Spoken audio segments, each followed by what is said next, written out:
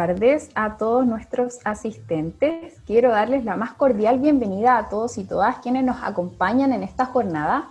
Nos encontramos reunidos para participar del webinar Neurociencias y Educación, cómo podemos vincularlas, el cual es una actividad organizada por PASE UNCE en colaboración con la Dirección de Educación Continua, junto al apoyo del Departamento de Medios Educativos de la Universidad Metropolitana de Ciencias de la Educación. Para el óptimo desarrollo de esta jornada, es importante señalar a todos y todas nuestras asistentes que luego del término de la exposición de nuestra invitada, se ofrecerá un espacio para la realización de preguntas, las cuales desde ya les invitamos a compartir durante toda la sesión por medio del chat de esta plataforma. Nuestra moderadora, Carolina Arancibia, será la encargada de mantenerse atenta a todas sus inquietudes. Además, será quien realice sus preguntas a nuestra experta.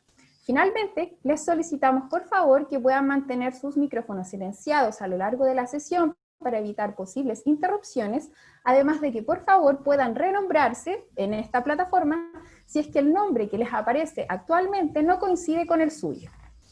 Dicho todo esto, y para dar inicio, quiero dar paso a la coordinadora ejecutiva del programa de PASE UNCE, Nieves Hernández, quien ofrecerá a los y las asistentes unas breves palabras de bienvenida. Nieves. Gracias, Andrea. Muchas gracias, Carolina. Estas dos flamantes profesionales tituladas de la UNCE, ¿verdad? Han sido las responsables de organizar, planificar y ahora llevar a cabo esta jornada de hoy, en el que esperamos que Noemí nos pueda ofrecer, ¿verdad?, un acercamiento a la neurociencia y a la educación. En eso queremos ahondar hoy día. Así es que, de nuestra parte, agradecerle, por supuesto, al Departamento de Educación Continua de nuestra universidad, que acoge, ¿verdad?, esta iniciativa y que también nos permite aportar en nuestro trabajo de PASE en lo que nosotros reconocemos como la articulación intrainstitucional. También, junto con ello, quisiera agradecer a la unidad de televisión educativa que tiene la universidad, para que también esto sea posible, ¿verdad? Y que podamos tener esta transmisión con este fantástico grupo de 68 personas, en los que reconozco algunos más cercanos que otros, ¿verdad? Así que un saludo ahí a Nemesio, que no sé en qué lugar geográfico está. Agradecer, por supuesto, el trabajo que se está realizando para que esta jornada pueda ser fructífera, provechosa y que podamos lograr entonces acercarnos, ¿verdad?, a esta instancia que pareciera quizá no tener a lo mejor mucha conexión entre lo que podría llegar a ser estas disciplinas que estudian este sistema nervioso, ¿verdad?, y que nos podría dar grandes luces y hartos aportes en lo que se refiere a los procesos educativos que como profesores, como profesoras vivimos en la realidad, desde lo que va pasando por lo emocional, ¿verdad?, y de la forma en cómo nos vamos relacionando con otros para poder aprender, ¿verdad?, y cómo estas habilidades mentales favorecen, ¿verdad?, el trabajo que nosotras podamos ir realizando en pos de un mejor proceso de aprendizaje con los y les estudiantes. Así es que nada, no quiero darles ninguna lata, solamente la bienvenida, y ojalá que sea una instancia participativa, que por favor puedan intervenir con sus preguntas, que son muy valiosas para nosotros, porque claro, si bien somos parte de una universidad que está en torno a la educación, la experiencia que tienen las personas que están en la educación propiamente tal también es muy valiosa para nosotros y para nosotras. Así es que dejo el espacio para que podamos continuar con esta actividad. Muchísimas gracias para todas y para todos en esta jornada, que sea provechosa. Muchas gracias, Nieves, por sus palabras. Bueno, para ir adentrándonos en la temática que se abordará el día de hoy, es relevante mencionar que esta actividad está marcada dentro de las acciones de acompañamiento que realiza el programa PASE UNCE, con la finalidad de propiciar el fortalecimiento académico y profesional de los y las estudiantes de nuestra casa de estudio, además, como mencionaba Nieves, de nuestra intención de articularnos con las distintas unidades institucionales de la UNCE. Esta iniciativa surge gracias a nuestra experiencia de acompañar a nuestros y nuestras jóvenes en la cual hemos podido identificar que el campo de las neurociencias y el aprendizaje, así como también la neurofisiología en particular, son campos de estudio transversales a las distintas carreras de nuestra universidad, por lo cual hemos querido ofrecer un nuevo espacio que permita su aprendizaje bajo un enfoque colaborativo que vaya más allá de una u otra disciplina específica. Bueno, y luego de esta breve contextualización y para ya dar inicio a esta jornada, quiero contarles que en esta oportunidad contamos con la distinguida participación de la doctora Noemí Crispum. Ella es profesora de música, kinesióloga y actual académica e investigadora del Departamento de Música de la UNCE. Posee un doctorado en Ciencias Biomédicas Neurociencias y también magíster en Neurociencias de la Universidad de Chile. Y el día de hoy, nuestra querida invitada experta nos adentrará en el mundo de las neurociencias y cómo sus aportes nos permiten vincularla con la educación, considerando diversas áreas como por ejemplo las funciones educativas, la memoria, la atención, las emociones. Adicionalmente, nos dará a conocer algunas intervenciones que podemos realizar para favorecer las funciones cognitivas y las habilidades prosociales, considerando importantes estudios sobre educación, neurociencias y pandemia. Dicho todo esto, quiero otorgar la palabra a la doctora Noemí Crispum, a quien le agradezco que pueda comenzar con su presentación, Neurociencias y Educación, cómo podemos vincularlas. Muchas gracias, doctora Noemí. Hola, buenas tardes Andrea, Carolina, Nieves, a todos y todas las asistentes el día de hoy. Estoy muy contenta de participar en este webinar de hoy y de hablar y conversar acerca de neurociencia y educación, cómo podemos vincularlas. Entonces voy a compartir mi presentación.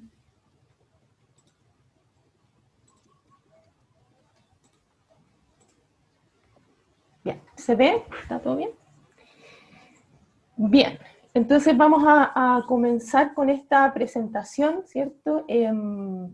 Hablando primero, ¿cierto? Haciendo una definición más bien general, ¿cierto?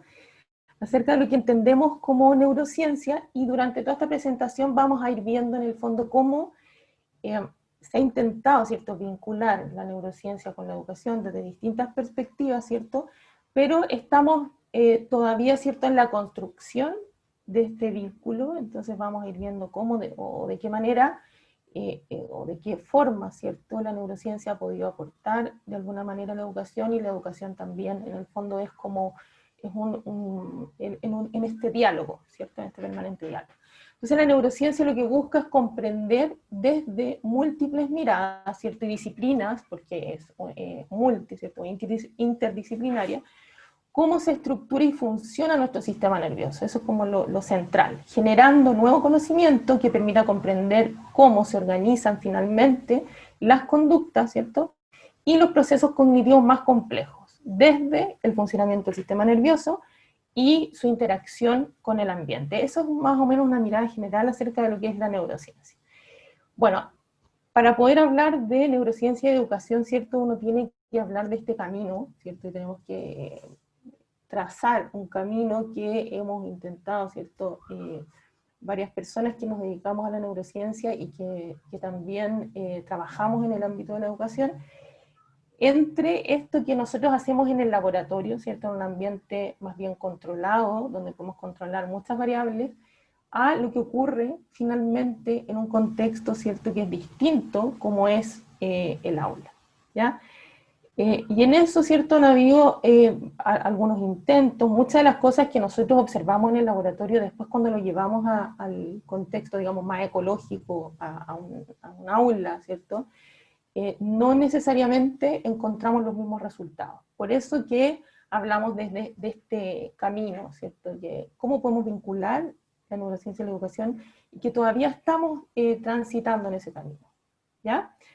Esto es un poco la experiencia del trabajo que hemos ido desarrollando con un grupo de investigadores, ¿cierto?, a través de diversos proyectos de investigación, en que hemos llevado, ¿cierto?, hemos intentado hacer este paso del laboratorio al aula, llevando todo un setup, ¿cierto?, del laboratorio al colegio, al sistema escolar, y voy a mostrar un poquitito de eso al final. Entonces, ¿cómo podemos aplicar, ¿cierto?, este conocimiento científico, ¿cierto?, al contexto educativo? Esto no es nuevo, ¿cierto? Ya llevamos, esto lleva algunos años, ¿cierto? Esta idea de vincular la neurociencia y la educación buscando una mejor comunicación entre ambas. Y la verdad es que en esta búsqueda se ha tendido, ¿cierto?, en algunos momentos a buscar como una receta, ¿cierto?, como que desde la neurociencia venga una receta a la educación, y la verdad es que, como vamos a ir viendo a lo largo de esta presentación, ese no es el objetivo, sino que en el fondo es como, no hay que decir qué hacer, sino que trabajar juntos. O sea, en el fondo es como la necesidad mutua.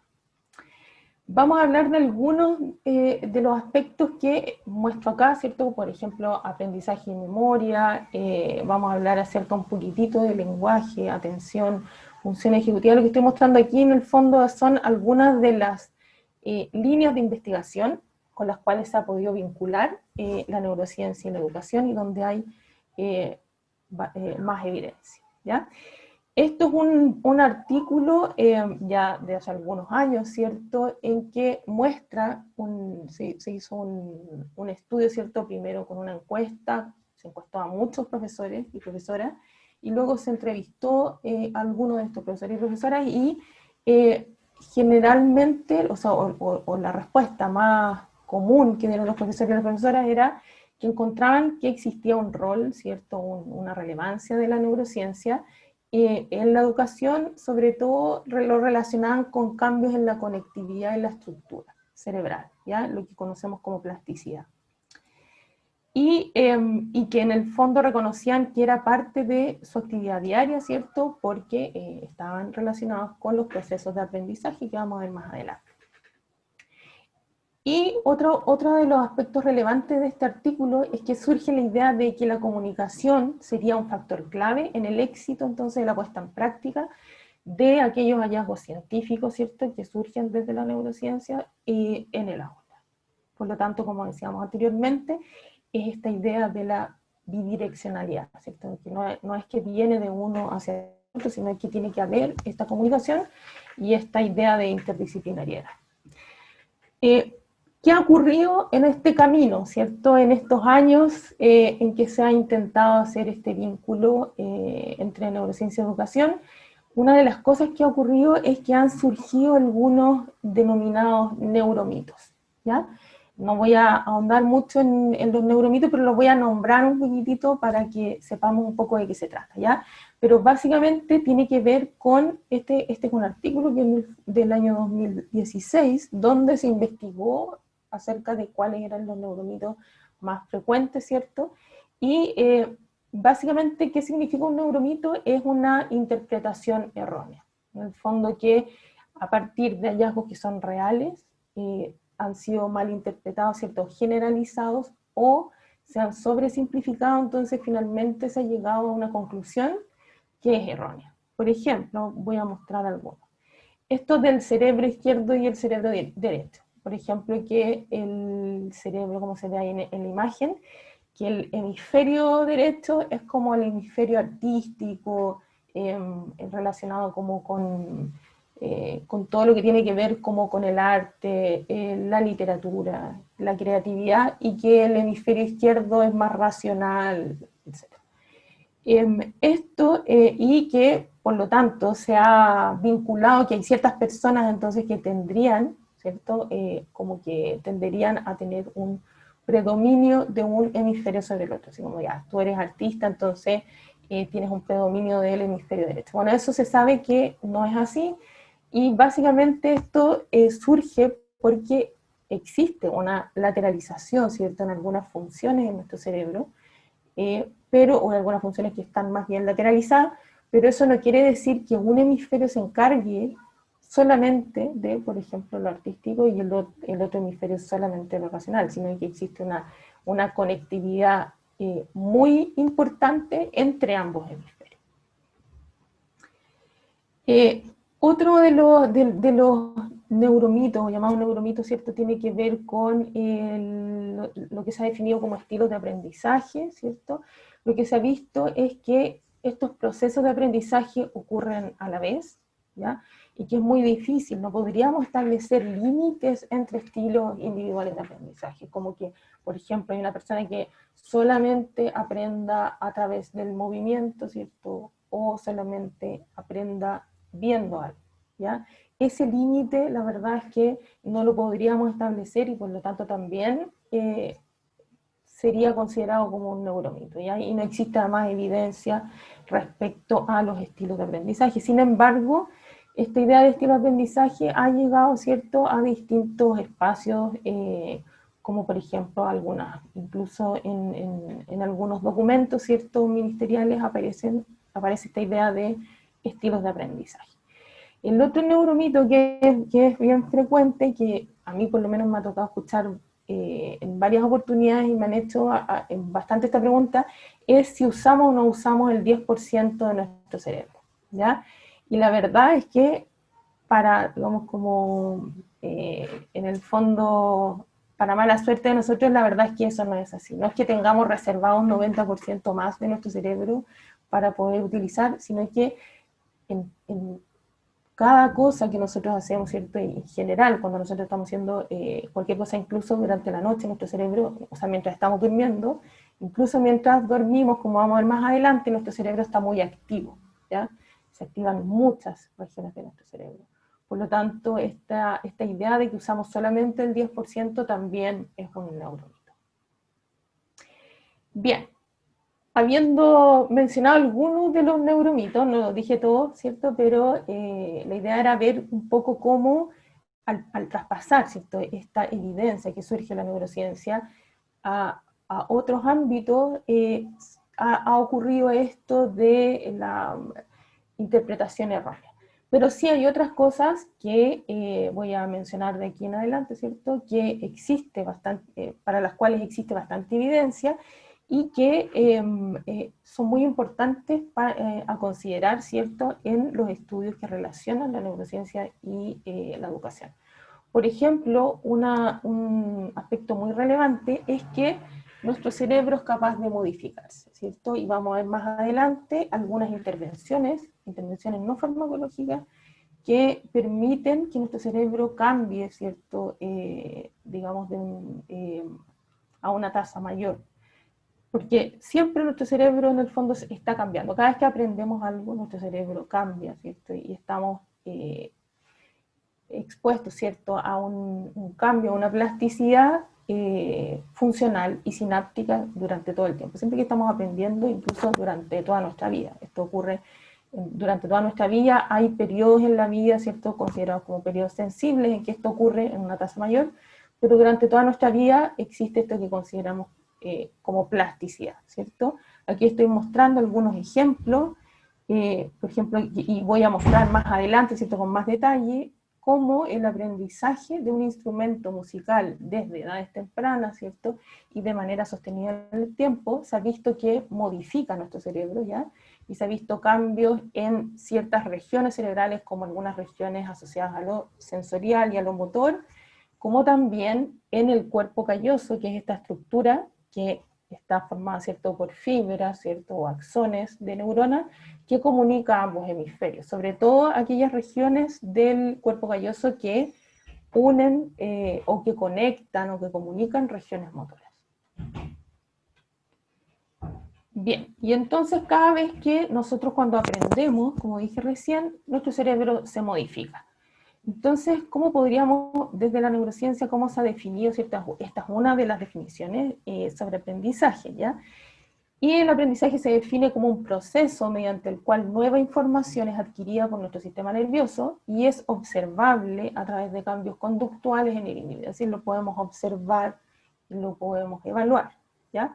Las experiencias entonces a las que estamos expuestos nos modifican, modificando nuestra conducta y modificando, como vimos anteriormente, nuestro sistema nervioso. Bien, y esto sería entonces el aprendizaje. ¿Y qué es la memoria? Ya vamos a ver un poquitito acerca de aprendizaje y memoria, y como dije anteriormente, cómo existen algunas actividades que podemos realizar que favorecen, ¿cierto?, el desarrollo de la memoria y el aprendizaje.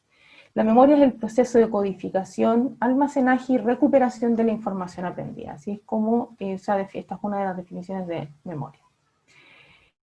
Algo que es importante, que yo siempre menciono, es que nosotros, ¿cierto?, estamos como individuos en nuestro ambiente, cuando estamos aprendiendo todo el tiempo, cuando estamos interactuando con nuestro ambiente, este proceso no es lineal, sino que se ha visto que es más bien un ciclo, que ha sido llamado ciclo acción-percepción. ¿Qué quiere decir esto? Que cuando nosotros, por ejemplo, nos movemos, o generamos un movimiento, ¿cierto?, en nuestro entorno, ¿cierto?, nosotros nos movemos, percibimos nuestro entorno y este movimiento modifica el cómo percibimos el entorno.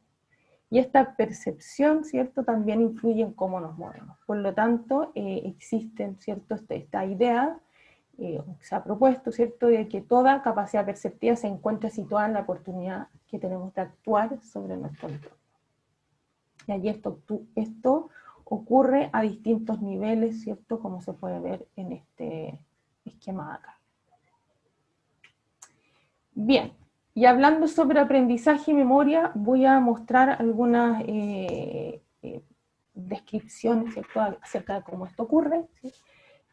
Se sabe que esto ocurre, ¿cierto?, en algunas fases, ¿cierto?, que tenemos etapas donde estamos aprendiendo o codificando, como mostré anteriormente. Por ejemplo, aquí vemos que durante la vigilia nosotros podemos aprender algo, ¿cierto? Aquí se muestra un ejemplo, ¿cierto?, bien particular en que estamos codificando, se está codificando, digamos, es un juego como el Memorice, es la misma idea, ¿ya? Luego, cuando dormimos, y específicamente se ha definido una etapa del sueño donde se ha propuesto que ocurriría la consolidación de esta memoria, y se ha propuesto que ocurre durante la etapa del sueño de ondas lentas, ¿ya? En el sueño tenemos estas etapas REM y sueño no REM, ¿cierto? El REM, que es el sueño de movimientos oculares rápidos, y en el no REM hay una etapa de este sueño no REM que se llama sueño de ondas lentas, porque hay unas oscilaciones cerebrales, ¿cierto?, que las neuronas oscilan sincrónicamente,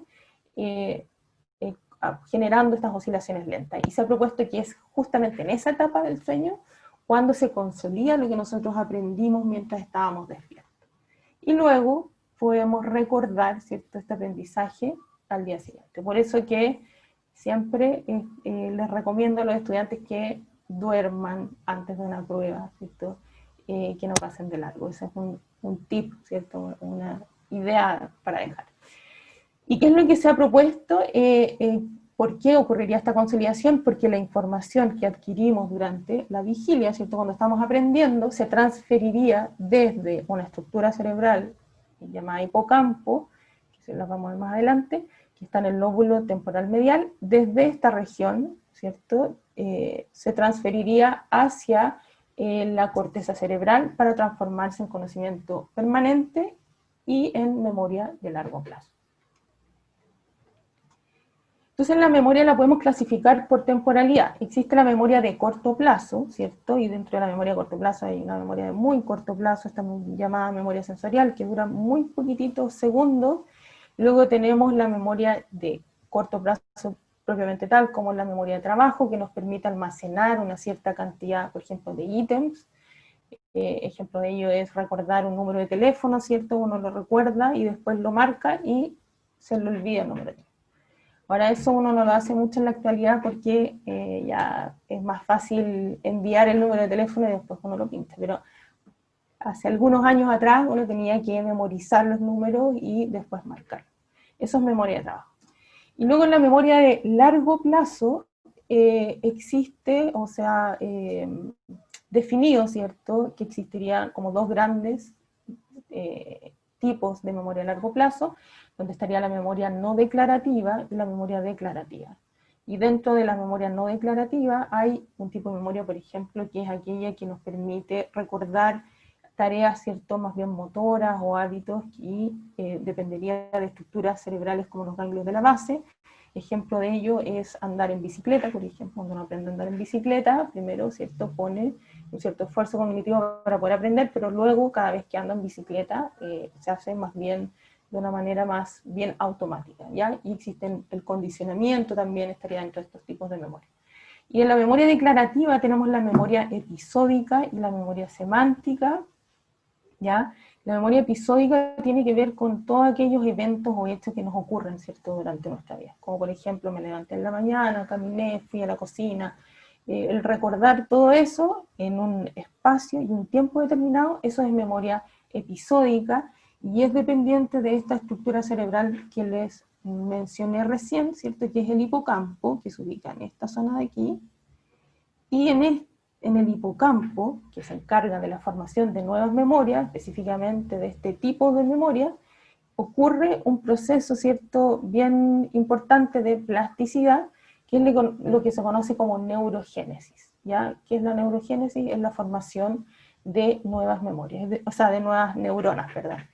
Es decir, que durante toda nuestra vida existe esto que se conoce como neurogénesis, que es que se forman nuevas neuronas en nuestro cerebro. Hace años atrás, a mí por lo menos me enseñaron en el colegio que uno nacía con una cierta cantidad de neuronas y no había más formación de neuronas nuevas.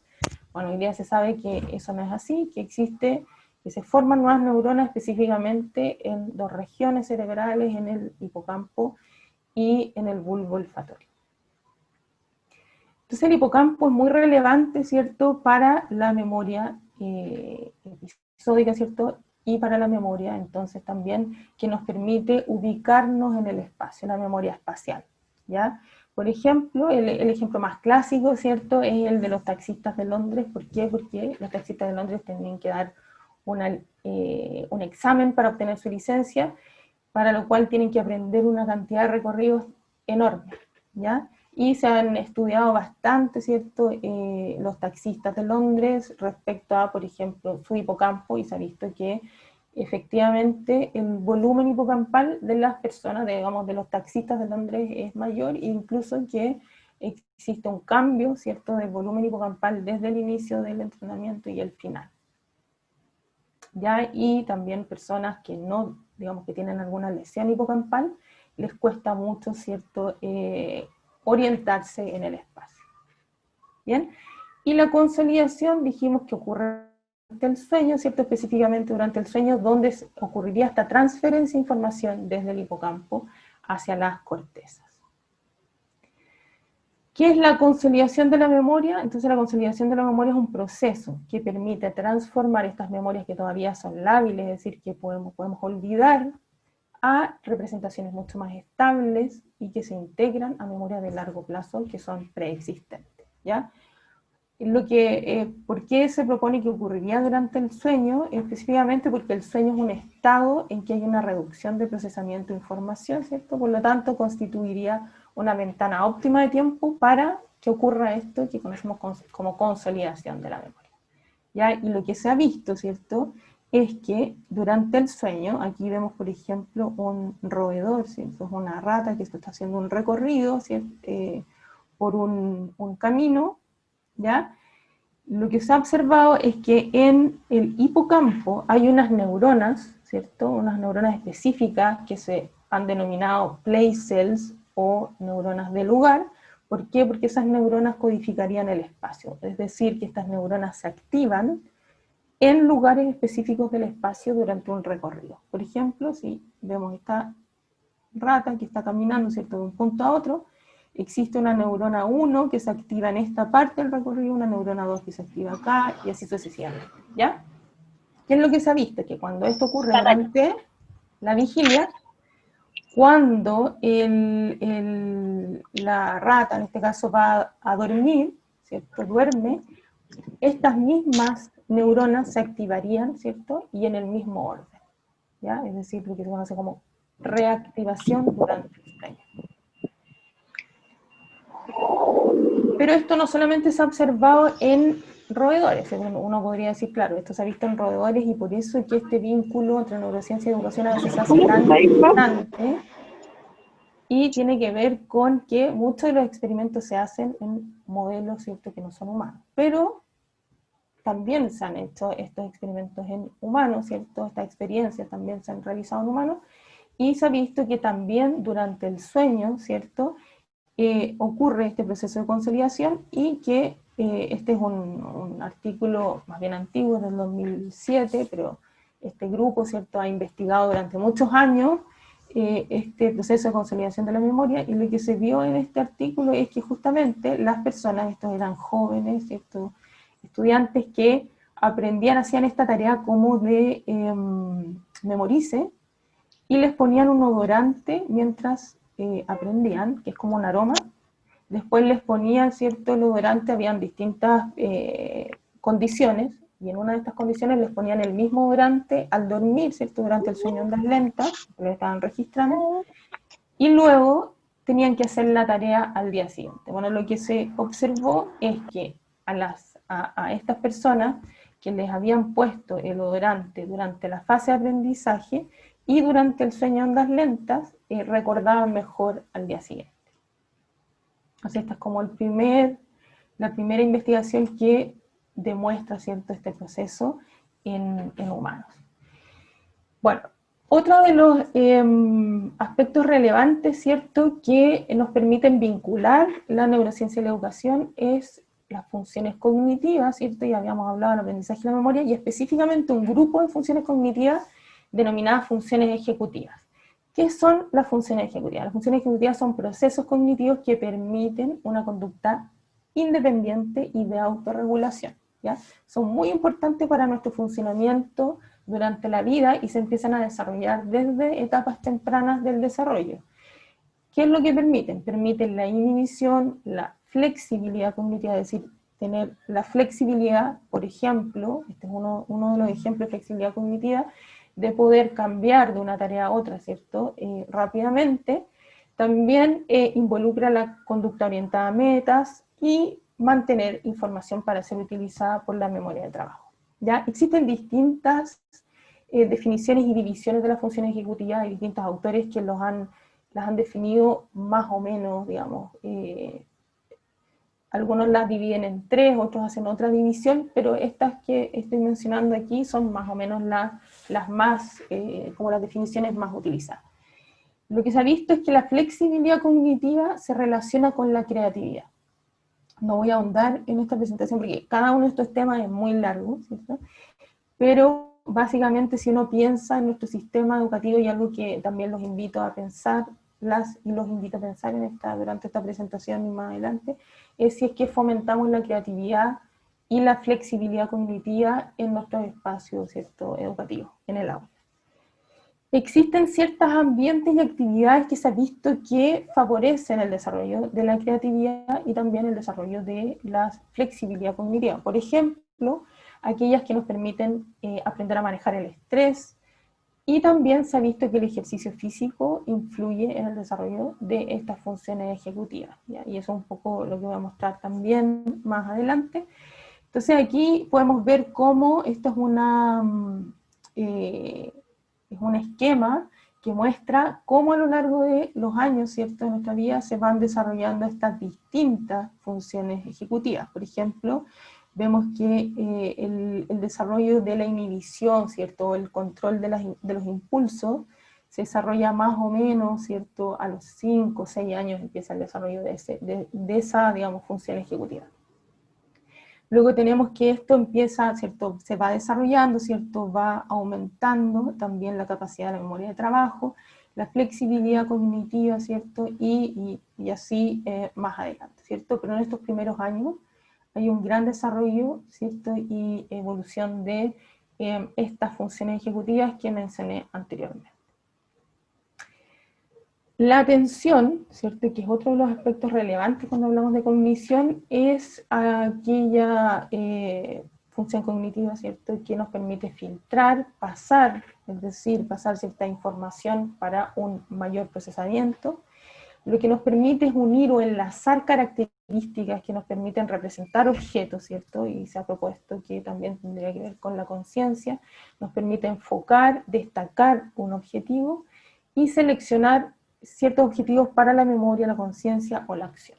¿Ya? Esto lo vamos a poner ahí para más adelante, lo vamos a volver a mencionar. Entonces, funciones cognitivas, ¿cierto? Hemos visto aprendizaje, memoria, las funciones ejecutivas, ¿cierto? atención, y ahora vamos a ver cómo, por ejemplo, el movimiento, el ejercicio físico y la música favorecen el desarrollo de estas funciones cognitivas.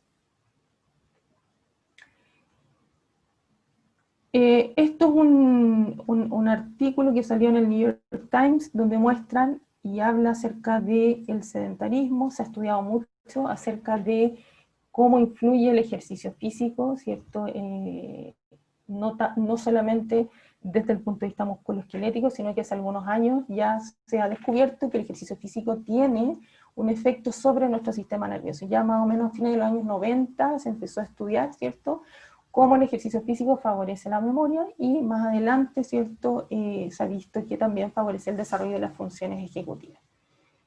¿Cuál es el mejor ejercicio? ¿Qué dosificación de ejercicio? ¿Cuánto ejercicio? Eso todavía no se ha podido dilucidar, ¿cierto?, por completo, pero ya existen bastantes investigaciones que han demostrado qué tipos de ejercicios tendrían mejor efecto para algunas funciones cognitivas. Lo que se ha visto es que el ejercicio físico favorece el desarrollo de la neurogénesis, que habíamos mencionado anteriormente, ¿cierto?, que es esta formación de nuevas neuronas, favorece la plasticidad, tanto sináptica, es decir, la plasticidad a nivel más molecular, favorece el desarrollo de unos factores, unas moléculas, ¿cierto?, que favorecen el desarrollo también de nuestro sistema nervioso, como son los factores neurotróficos, aumenta la conectividad de las neuronas, es decir, no solamente nuevas neuronas, sino que además estas neuronas se conectan, ¿cierto?, más. Además, favorece la vascularización, es decir, la irrigación, que llegue sangre justamente a esta región y oxígeno, que es el hipocampo, y también se ha visto que aumenta la alerta. ¿Ya? Este es un artículo bien clásico que muestra, ¿cierto?, cómo correr aumenta la neurogénesis. Esta es una imagen que nos muestra el hipocampo, y la potenciación de largo plazo, ¿cierto?, que es un tipo de plasticidad sináptica. Esto se hizo en ratones, ¿cierto? Habían ratones que corrían y otros ratones controles que no corrían, ¿ya? Y lo que se vio es que mejoraban en una tarea, que es una tarea, justamente una tarea espacial, y que eso se correlacionaba, se relacionaba, ¿cierto?, con un mayor de neuronas nuevas en el hipocampo. También se ha visto que, porque la pregunta que surgió es, ¿solo será porque hay más neuronas en el hipocampo que el ejercicio tiene este efecto, ¿cierto?, sobre la memoria? Bueno, lo que se ha visto también es que el ejercicio físico aumenta la síntesis y liberación de algunos neurotransmisores, ¿cierto?, estas moléculas que encontramos en nuestro sistema nervioso. Por ejemplo, la serotonina, ¿cierto?, que tiene que ver con los estados del ánimo. Se ha visto que el hacer ejercicio, yo creo que todos hemos vivenciado eso, cuando hacemos ejercicio, ¿cierto?, de manera regular, también eso tiene un efecto sobre nuestro estado de ánimo. La dopamina, ¿cierto?, también el ejercicio es muy recompensante, por eso es que tendemos a, una vez que nos enganchamos, ¿cierto?, con hacer ejercicio, tenemos ganas de hacer más ejercicio, ¿cierto? Y una cosa que nos preguntamos cuando hice el magíster en neurociencia, fue si había otro neurotransmisor del sistema ascendente activante, que les voy a mostrar más adelante, que es un grupo de núcleos y regiones cerebrales que se relacionan con el alerta, ¿cierto?, con la regulación del sueño y la vigilia. Si había otro neurotransmisor que participara, digamos, de esta mejora, ¿cierto?, cognitiva producto del ejercicio físico. Y nos surgió la idea, ¿cierto?, de que podría estar involucrada la histamina cerebral, porque es un neurotransmisor, ¿cierto? Es la misma molécula de histamina, pero que se produce en el cerebro, en un núcleo, que se llama núcleo tuberomamilar, y que se relaciona justamente ese neurotransmisor con el alerta, con el estar alerta, pero cuando estamos haciendo una tarea que requiere de atención. Ya justamente aquí se ve, este es el núcleo tuberomamilar, ¿cierto?, que serían estas neuronas que producen histamina cerebral. ¿Y por qué? Porque el TMN, ¿cierto?, se activa en tareas que requieren de atención. Entonces dijimos, sí, es que mejoran, ¿cierto?, cognitivamente los sujetos que hacen ejercicio físico, habrá un cambio o se activará más esta región, ¿cierto?, que el TMN. y justamente encontramos que en este caso, ¿cierto?, los sujetos que hacían ejercicio físico, que estaban expuestos a ejercicio, que podían correr, tenían una mayor actividad, esto se hizo con inmunistoquímica, en esta región, que es el núcleo tuberomamilar, versus los sujetos sedentarios, es decir, que no habían realizado ejercicio físico. Y además se correlacionó la mejora cognitiva con una mayor actividad, ¿cierto?, de estas neuronas de este núcleo o núcleo tuberomamilar. Por lo tanto, mostramos que la histamina cerebral justamente estaba relacionada también con esta mejora cognitiva, que no solamente la neurogénesis, sino que también la síntesis y liberación de otros neurotransmisores durante el ejercicio físico.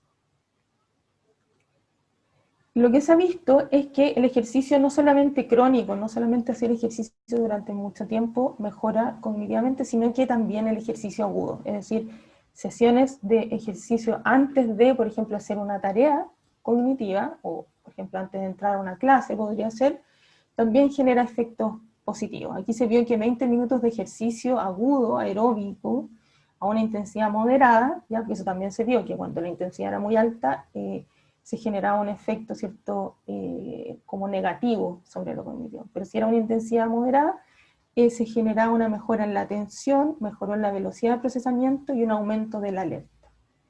Lo que pudieron observar, ¿cierto?, que mejoraba también algunas funciones ejecutivas, como se dio un aumento en el control inhibitorio durante la tarea, y también se ha observado que genera mejoras en tareas relacionadas con la lectura. El ejercicio crónico, que es este ejercicio realizado durante más tiempo, también se ha visto que genera mejoras en las funciones ejecutivas, en las habilidades de planificación y algunas habilidades matemáticas, ¿cierto? Esto se hizo con un grupo control que eran niños sedentarios, niños y niñas sedentarias, niños y niñas que hacían ejercicio 20 minutos al día y otros que hacían 40 minutos de ejercicio al día, y después de 3 meses, ¿cierto?, evaluaron en digamos, como en estas habilidades, y se vio que mejoraban, y que además esto era tiempo dependiente, es decir, mientras más tiempo hacían ejercicio, o sea, los de 20 minutos mejoraban, pero los que hacían 40 minutos mejoraban más. ¿Qué tipo de ejercicio era? Correr, saltar la cuerda, y algunos ejercicios con balón. Bueno, esto lo podemos trasladar, ¿cierto? No vamos a ahondar en eso hoy día, digamos, en esta presentación, pero es lo que estamos viviendo hoy día, ¿cierto? En que obviamente que la actividad física ha disminuido producto de la pandemia, ¿cierto? Y la situación en la que nos encontramos actualmente. Ahora, respecto a la música, ¿cierto?, que es la línea de investigación, ¿cierto?, yo he trabajado desde el movimiento, en la cognición corporizada, la neurociencia, el ejercicio físico, y la música, el aprendizaje musical, y específicamente he trabajado más en el desarrollo de ciertas habilidades rítmicas y cómo este desarrollo de las habilidades rítmicas, la sincronización rítmica, ¿cierto?, favorece la atención y algunas otras funciones cognitivas, ¿ya? Y básicamente una característica muy importante de la música es que la música se manifiesta temporalmente, ¿cierto? Se ha observado sincronización, ¿cierto?, tanto de una persona con la música, como también entre distintas personas, ¿cierto?, entre 2 personas enviadas, o entre más personas. Involucra múltiples estructuras cerebrales, además hay que, para poder sincronizarse, por ejemplo, se requiere de mantener la atención, mecanismos atencionales, y además procesos de comunicación. El aprender a tocar un instrumento se ha visto que favorece, ¿cierto?, estos procesos de plasticidad, como vimos anteriormente. ¿Por qué? Porque tocar un instrumento es una tarea que es compleja, requiere de coordinación motora, movimiento fino en algunos casos, no en todos los casos, pero para tocar algunos instrumentos se requiere destrezas bimanuales, un feedback, ¿cierto?, auditivo, propioceptivo, ¿cierto?, del movimiento. Y se ha visto que todo ello en el tiempo, ¿cierto?, cuando uno aprende a tocar un instrumento y aprende, digamos, lo realiza sostenidamente en el tiempo, genera cambios estructurales y funcionales en el sistema sensoriomotor y plasticidad dependiente de la acción.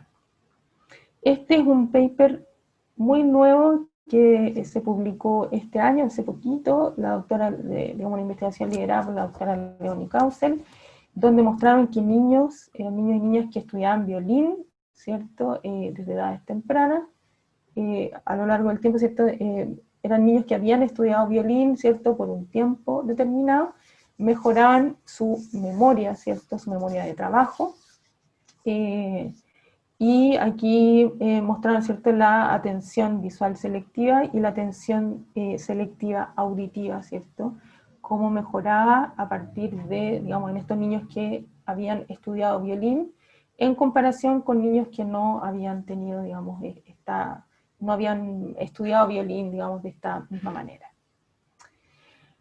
Después surge la idea al revés, y este es un artículo que publicamos también este año, junto a un grupo de investigadores, ¿cierto? Y también con Leoni, y un grupo de investigadores de la Universidad de Ghent en Bélgica, y también de la OMSE, ¿cierto? Estuvo Antonio Rivera Utinel, también participó de esta investigación, y lo que vimos fue lo contrario, digamos, como primero mostramos que el aprender un instrumento mejora las habilidades, ¿cierto?, atencionales, y lo que demostramos en este otro estudio era si la atención era necesaria para ciertas habilidades musicales, como por ejemplo lo que se conoce como audiation, que es un proceso mediante el cual el sonido se convierte en música, ¿cierto?, y el significado de estos sonidos se atribuye a esa música. Esto se desarrolla también desde edades tempranas, y esto lo evaluamos en niños y niñas de segundo básico, ¿ya? Y lo que encontramos es que los niños que tenían un mayor control inhibitorio atencional y una mejor atención selectiva también tenían este proceso, ¿cierto?, lo desarrollaban de mejor manera. Por lo tanto, que no era tan, digamos, como que además de otras habilidades, dependía también de estas habilidades cognitivas. Entonces, en el fondo es en ambos sentidos la relación. Lo que se ha visto es que los adultos, ¿cierto?, adultas, niños y niñas con déficit atencional, con hiperactividad, además tienen dificultades para sincronizarse con el pulso de la música, digamos, con este aspecto temporal, ¿cierto?, que se mantiene, que podemos extraer desde la música, lo que se ha asociado con dificultades con la lectoescritura, atención y el lenguaje, ¿ya? Esto se ha visto porque existiría una relación o un traslape de regiones cerebrales involucradas en el déficit atencional con hiperactividad, y aquellas regiones cerebrales que se relacionan con esta habilidad de sincronizarnos con la música, ¿cierto?, o con el pulso. Y esta habilidad de sincronizarnos con el pulso se ha visto, una de las teorías, ¿cierto?, que afirman, o que en el fondo explican por qué nos podemos sincronizar, es esta teoría del encarrilamiento, que tiene que ver con que nuestras oscilaciones cerebrales, ¿cierto?, se pondrían en fase con el pulso de la música, y eso es lo que nos permitiría predecir, ¿cierto?, temporalmente lo que va a ocurrir, y también hacer poner más atención y coordinar el movimiento con la música o con el pulso de la música. Y ello se ha visto que se relaciona también, aparte de las habilidades atencionales, con habilidades relacionadas con la lectura. Es decir, niños y niñas que desarrollan, ¿cierto?, se ha visto que aprenden o que desarrollan habilidades rítmicas, ¿cierto?, en el tiempo, también se favorecen habilidades relacionadas con el lenguaje, como por ejemplo, se ha visto que se relacionan con habilidades, digamos, como que se desarrollan antes de la lectura, como lo es la conciencia fonológica. Esto es parte de un proyecto, ¿cierto?, que hemos desarrollado, ¿cierto?, en varias etapas, justamente con la idea de vincular la neurociencia, ¿cierto?, el análisis del movimiento, la cognición corporizada con el sistema educativo, como les mencionaba anteriormente, de llevar este laboratorio al aula. Y básicamente lo que hicimos en este proyecto fue relacionar, ¿cierto?, el desarrollo de habilidades rítmicas, ¿cierto?, evaluadas a través del movimiento de los niños frente a la música, movimiento espontáneo frente a la música, y cómo eso se relacionaba con las funciones ejecutivas como atención, ¿cierto?, y también flexibilidad cognitiva, por la capacidad de adaptarse, ¿cierto?, a los cambios en el pulso. Y esto lo hicimos en el sistema escolar, ¿cierto? Hicimos evaluaciones antes de y después de cerrar el proyecto, y entre medio clases, ¿cierto? Clases de música en este curso de segundo básico, 8 clases, ¿cierto?, que básicamente estaban centradas en el movimiento y en el uso del cuerpo.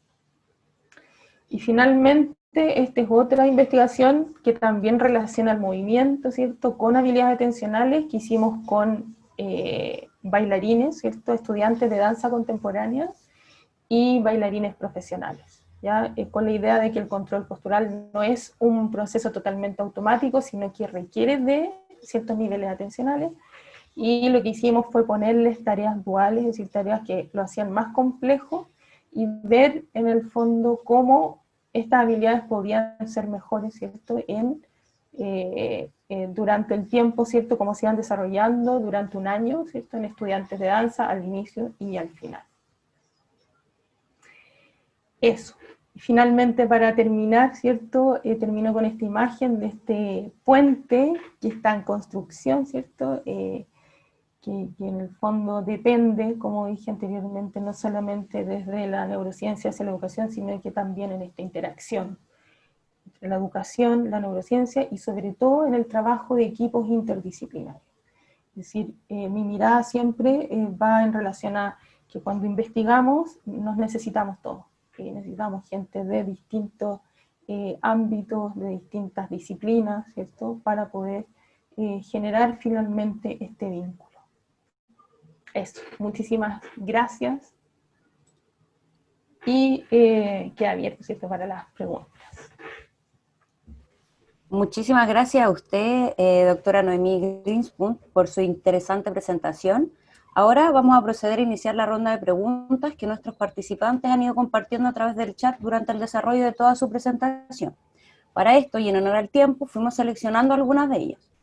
La primera es de Leila Troncoso, quien nos pregunta si existe relación entre la consolidación de memoria y la cantidad de horas de sueño de una persona, por ejemplo, un bebé. Ya, muy buena pregunta, Leila. Se sabe que existen episodios de sueño de ondas lentas, y esto es cíclico. Durante el sueño tenemos sueño de ondas lentas y sueño, o sea, en el fondo, sueño REM y sueño no REM. Y eso va cambiando, existe como una caracterización de la estructura del sueño, y que además va cambiando con la vida. Ya los bebés tienen una estructura del sueño, luego esto va cambiando, ¿cierto?, hasta que somos adultos, y finalmente en las etapas, digamos, más avanzadas de la edad, digamos, edad más avanzada, también cambian, porque el sueño se va haciendo más fraccionado. Se ha visto que en el fondo las personas con más edad se despiertan más veces durante la noche. Y sí, tiene que ver con cuántos episodios de sueño de ondas lentas alcanzamos a tener, en el fondo cómo se consolida la memoria. Por eso que es importante dormir. Ahora se ha visto que incluso una siesta entre medio, entre el aprendizaje y después evaluar, ¿cierto?, ese aprendizaje, esa siesta favorecería también y ocurrirían procesos de consolidación de memoria durante la siesta. Por eso que sería bueno poder dormir siesta, ¿cierto?, en algún momento del día, ahora no tan cerca de la noche, porque eso también, desde la homeostasis del sueño, se ha visto que dormir siesta muy cerca de la noche también, en el fondo, afecta la calidad del sueño en la noche. Por eso hay que dormir siesta debiese ser más temprano, no tan tarde. Pero en los niños es importante la siesta, y esto es un tema que he conversado varias veces con estudiantes, con educadoras, educadores, ¿cierto? Esta idea de sacar el dormir, por ejemplo, en los jardines, se ha sacado o sea, en el fondo como esta idea de dormir durante el jardín se ha ido como quitando, digamos, cuando en realidad el dormir es tan importante. Eso. Claro, los espacios de descanso son cada vez menos en los sistemas educativos. Exactamente. De los distintos espacios. Sí. Bueno, otro de nuestros participantes pregunta si los niños y las niñas con trastorno de déficit atencional tienen baja histamina. Dice, lo menciono por la baja de atención o nivel de atención por periodos largos. Qué buena pregunta. Muy buena pregunta. Yo no sé si alguien ha evaluado como actividad del núcleo tuberomamilar en niños con déficit atencional, porque además para poder medir la cantidad de un neurotransmisor es bien complejo. De hecho, nosotros medimos en esta investigación no medimos la cantidad, digamos, como la concentración de histamina, sino que lo que medimos fue la actividad de este núcleo a través de una técnica que es la inmunohistoquímica, que por supuesto se hace con no un modelo humano, porque se requiere de hacer ciertos procedimientos, ¿cierto?, que no se podrían hacer en humanos, y ahí pudimos observar este aumento de actividad. E indirectamente vimos que también la presencia de histamina tenía que ver porque utilizamos algunos antagonistas de receptores de histamina. Vimos que cuando poníamos los antagonistas, los sujetos ejercitados tenían una resistencia, es como que en el fondo igual hacían mejor la tarea. O sea, indirectamente podíamos decir que había más histamina cerebral. Pero yo creo que es una buena relación la que... ¿Quién hizo esa pregunta? Pamela, muy buena relación sobre la actividad de este núcleo. Y lo que sí se ha visto es que en el déficit atencional está involucrada algunas redes cerebrales que involucran el cerebelo, por ejemplo, y estas regiones parietofrontal. Muchas gracias. Otra de las preguntas tiene relación con este vínculo entre la actividad física para mejorar la atención y la concentración. Consultan si esto también es válido para adultos. Sí, también es válido. Hay estudios en adultos mayores, es como en todas las edades. Y nosotros vimos además que mejoraba también la consolidación de la memoria. Eso no lo mostré hoy día porque ya era demasiado largo, pero también se ha visto eso. Y vamos a proceder a las últimas dos preguntas. Una tiene relación, bueno, dice, ¿de qué manera el docente puede integrar en el aula la neurociencia con niños y niñas para hacer un aprendizaje fructífero y significativo?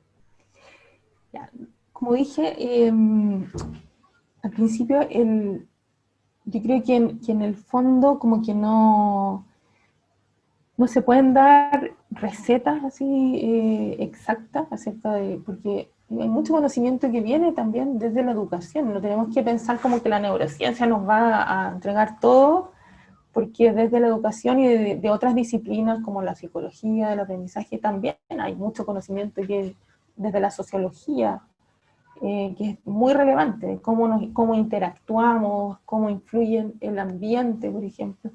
Entonces, yo creo que hay que ver esto como por eso yo hablaba de equipos interdisciplinarios, de que no hay una sola disciplina que nos va a decir así, esto hay que hacerlo así y en este orden, sino que hay mucha evidencia que proviene de la neurociencia que nos da luces acerca de que, por ejemplo, el ejercicio físico favorece el desarrollo de estas funciones cognitivas, pero también tenemos que tomar en cuenta otras disciplinas más, no solamente...